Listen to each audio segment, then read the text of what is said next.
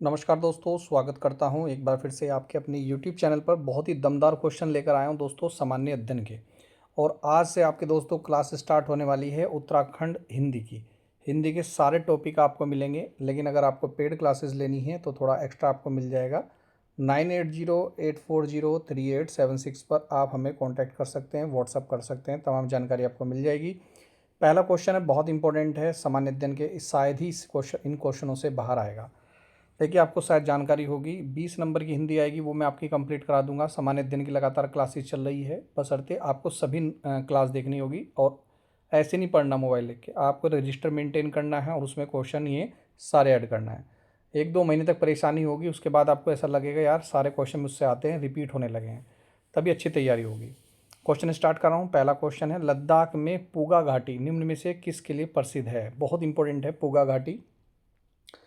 तो भाई सही आंसर हो जाएगा दोस्तों भूतापीय ऊर्जा के लिए। लद्दाख की एक पूगा घाटी है जो भारत में भूतापीय ऊर्जा यानी कि जियोथर्मल एनर्जी के सबसे प्रमुख संभावित क्षेत्रों में से एक है। और बहुत इंपॉर्टेंट है, ये क्वेश्चन हमेशा पूछे जाते हैं। नेक्स्ट क्वेश्चन है, क्वेश्चन नंबर सेकंड, खतलिंग क्या है? खतलिंग दोस्तों एक ग्लेशियर है और इसी प्रकार ये आंसर हो जाएगा सही दोस्तों, हिमनद। उत्तराखंड के टिहरी गढ़वाल जनपद में स्थित है और भिलंगना नदी का जो स्रोत है वो यही है। इसके अलावा दोस्तों इस ग्लेशियर का संगम और स्फटिक लिंग की उपमा भी दी जाती है। बहुत इंपॉर्टेंट क्वेश्चन है सारे ही। क्वेश्चन नंबर थर्ड, ऋषिकेश और कर्णप्रयाग के मध्य निर्माणाधीन रेलवे लाइन की जो लंबाई है वो कितनी है? अभी निर्माणाधीन है, बनी नहीं है, लेकिन इसकी लंबाई आपसे पूछी गई तो आप जरूर बताइएगा, एग्जाम में पूछी भी जा चुकी है।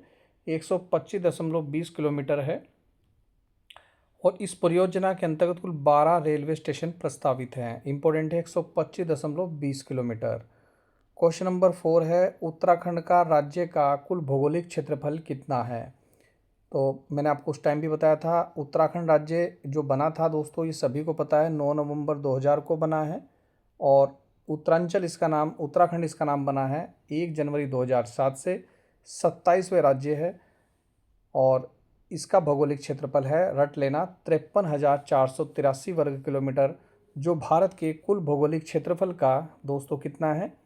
आप याद कीजिएगा, लगभग 86.07% भाग जिसका पर्वतीय है और 13.93 भाग मैदानी है। और भारत के क्षेत्रफल का मात्र 1.6% भाग ये रखता है। निम्नलिखित में कौन भूसंकलन का प्रमुख कारण नहीं है? तो भूसंकलन का जो कारण नहीं है, देखिए भारी वर्षा भी भूसंकलन का कारण है, तेज भूकंप जब आता है तो वो तो भूसंकलन का कारण है ही। और सबसे इम्पोर्टेंट है दोस्तों, पहाड़ की तली पर उत्खनन अगर खनन करेंगे तो सीधी सी बात है, चट्टानें भर कर नीचे आएंगी। तो सही आंसर हो जाएगा तेज गति वाली हवाएं। ये क्वेश्चन पूछा गया है आपके, मैं आपको बता भी देता हूँ, समीक्षा अधिकारी के एग्जाम में। ओजोन गैस निम्नलिखित में से किससे संबंधित है? तो ओजोन गैस निम्नलिखित में से दोस्तों जो संबंधित है वो ऑक्सीजन से ही संबंधित है। ऑक्सीजन का जो फॉर्मूला होता है बेसिकली O2 होता है और ओजोन का फॉर्मूला जो होता है वो O3 होता है। तो सही आंसर हो जाएगा ऑप्शन नंबर डी, क्योंकि ओजोन जो है दोस्तों ऑक्सीजन का ही एक एलोट्रोप है जिसका रासायनिक सूत्र O3 होता है।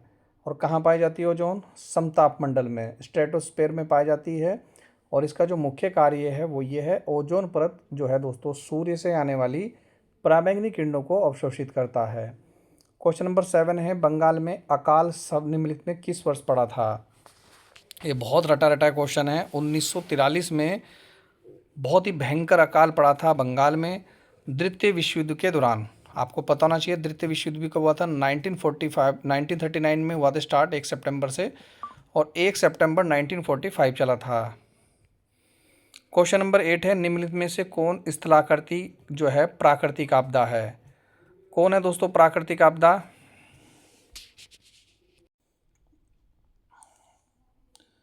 तो कौन दोस्तों स्थलाकृतिक प्राकृतिक आपदा है? सही आंसर हो जाएगा दोस्तों भूस्खलन, लैंडस्लाइड। नेक्स्ट क्वेश्चन है क्वेश्चन नंबर 9।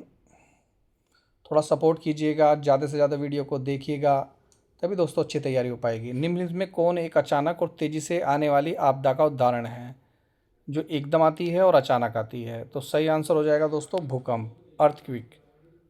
नेक्स्ट क्वेश्चन है क्वेश्चन नंबर 10, निम्नलिखित में कौन सी इकाई ओजोन सांद्रता को मापती है? तो ओजोन को कौन सी इकाई मापती है? डॉप्सन इकाई जो है दोस्तों ओजोन को मापती है।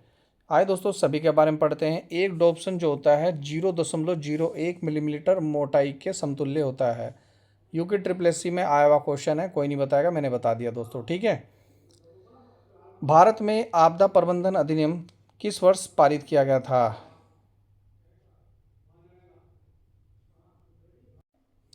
तो भारत में आपदा प्रबंधन अधिनियम 2005 में पारित किया गया था। नेक्स्ट क्वेश्चन है दोस्तों, निम्नलिखित में कौन खाद्य श्रृंखला में प्रथम पोषी स्तर पर स्थित है? प्रथम पोषी स्तर क्या होते हैं ये आपको पता होना चाहिए। हरे पौधे ट्रॉपिक लेवल 1 पर आते हैं, स्वपोषी होती हैं, स्वयं खाना अपना बनाते हैं। यह प्राथमिक उत्पादक भी उनको बोलते हैं, जो सौर ऊर्जा से प्रकाश संश्लेषण द्वारा भोजन बनाते हैं। शाकाहारी जो होते हैं दोस्तों द्वितीय स्तर पर आते हैं, और जबकि मांसाहारी दोस्तों तृतीय स्तर पर आते हैं। क्वेश्चन कितने अच्छे लग रहे हैं। मैं फिर बोल रहा हूँ, मेरा वादा है आपसे, इनसे बाहर एक भी क्वेश्चन नहीं आएगा। आप 50-60 वीडियो मेरी ये देख लीजिएगा और आराम से बिना चिंतित होकर, बिना टेंशन होकर रट के जाना, लेकिन क्वेश्चन बाहर नहीं आएगा। भोपाल में किस महीने और किस वर्ष में भीषण औद्योगिक आपदा यानी कि गैस त्रासदी घटित हुई थी?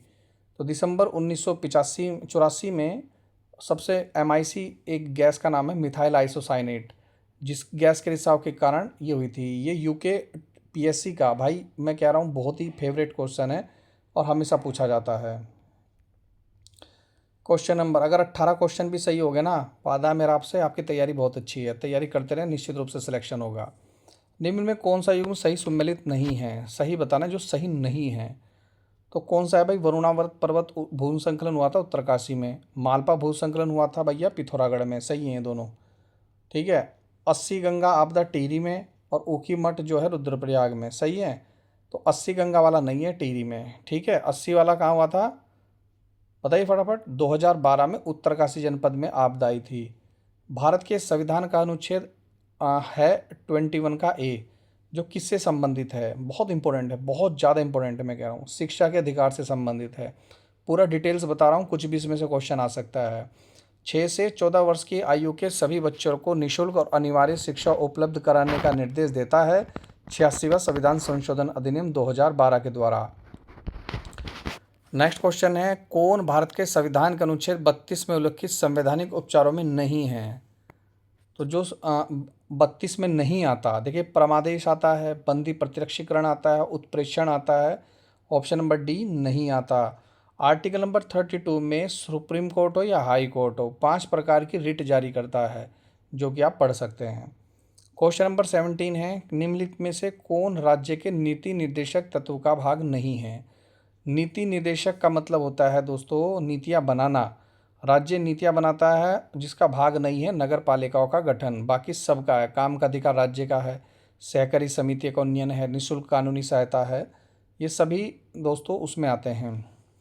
तो नीति निर्देशक तत्व जो हैं भाग 4 में, ग्राम पंचायतों गठन अनुच्छेद 40 में, काम का अधिकार भी है अनुच्छेद 41 में, और निःशुल्क सहायता 39। ये रटते रहना, रजिस्टर पे नोट करते रहना, तभी सिलेक्शन होगा। लिख के ले लो, मेरा नाम पलट देना, वादा है आपसे, प्रॉमिस है आपसे। भाई हमने भी तैयारी की है, 5 से 6 सिलेक्शन लिए हैं, लेकिन तैयारी की है जिसे तैयारी कहते हैं। बस आप रजिस्टर, मैंने कहा ना, वैसे मत देखना, रजिस्टर मेंटेन करना, डेली क्लास मिले। आज 2 क्लास मिलेगी आपको, हो सकता है 3 ना मिल जाए, लेकिन 2 तो मिलेगी।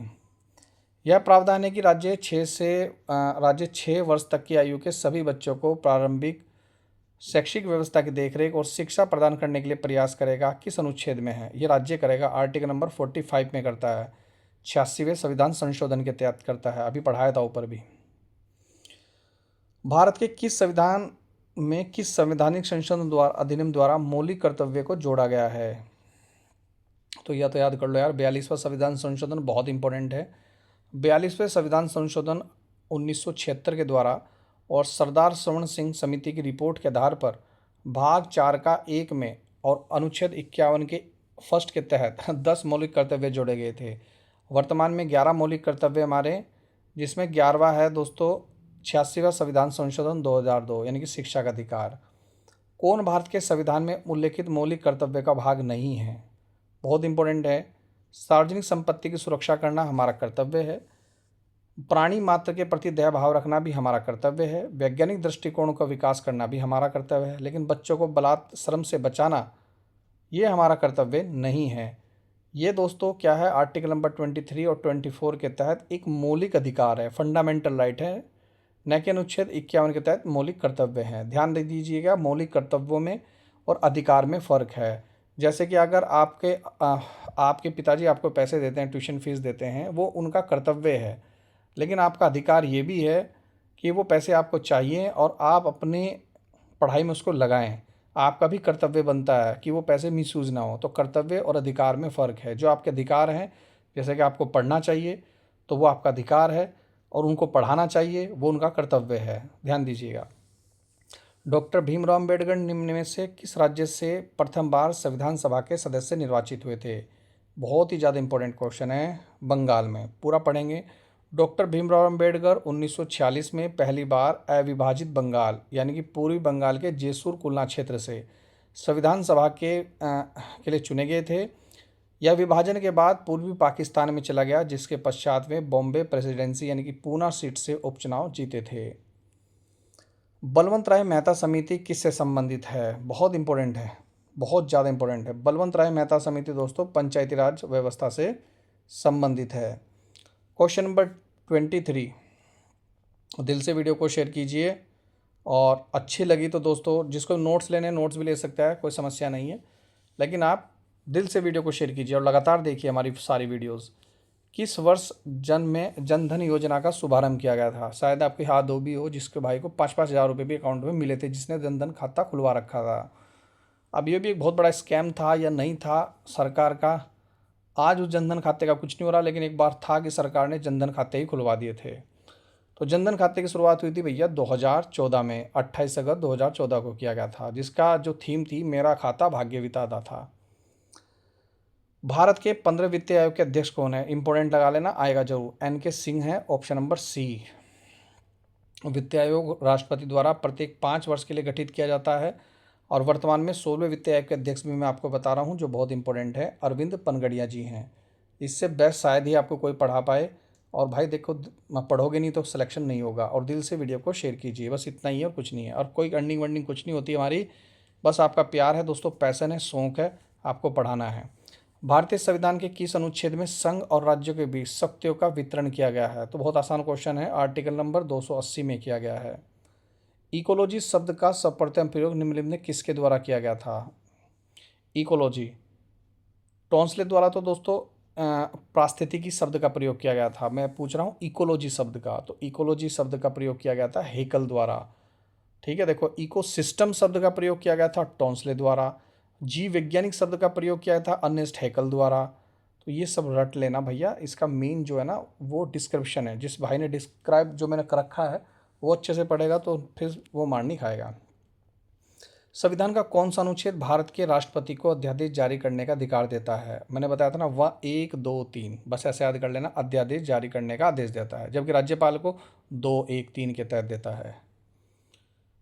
देखो लिख भी रखा कि राष्ट्रपति अनुच्छेद 1, 2, 3 के तहत, जबकि राज्यपाल राज्यों में 2, 1, 3 के तहत। किस वर्ष भारतीय जनता पार्टी की स्थापना की गई थी?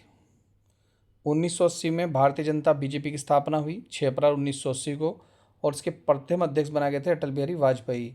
वहीं 1991 में श्यामा प्रसाद मुखर्जी द्वारा प्रस्तावित जो थी भारतीय जनसंघ के उत्तराधिकारी पार्टी बने।